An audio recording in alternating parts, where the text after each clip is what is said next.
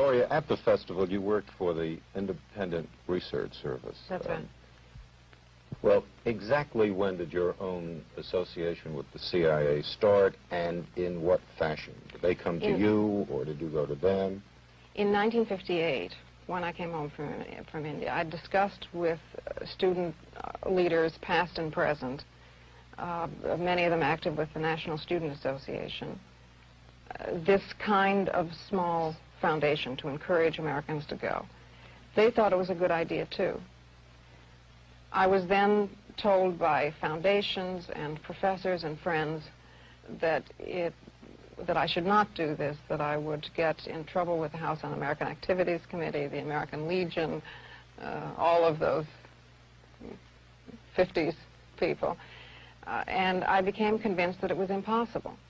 It was at that point that the student leaders said to me that they had in the past received funds for international programs from the CIA, and that they felt that this was important and could also be partly funded by the CIA. Well, I mean, did you feel that you really tried? I mean, did you go around to all of the wealthy private foundations, wealthy private people, and explain your point of view, and explain why you felt it was important that the United States be represented at these things in a certain way? What did they tell you?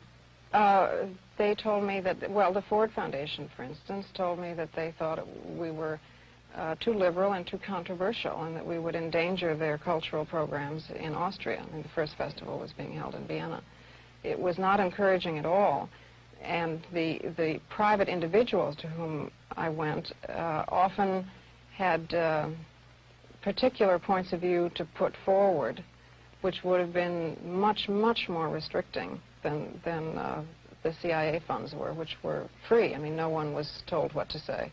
What do you mean they were free? You mean to say it was easier for you to work for the CIA than a private organization? That's right. And the reason I think that comes as a surprise, as it did to me at the time. I mean, I had the conventional liberals' view of the CIA as a right-wing incendiary group, and I was amazed to discover that this was far from the case, that they were enlightened, liberal, nonpartisan activists of the sort who characterized the Kennedy administration, for instance.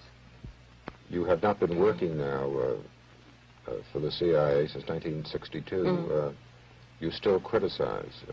You were down recently in Washington? Yes, when the story broke that I had once been, that I had for 4 years been a Central Intelligence agent, I was demonstrating outside the Pentagon underneath Mr. McNamara's office against bombing in Vietnam.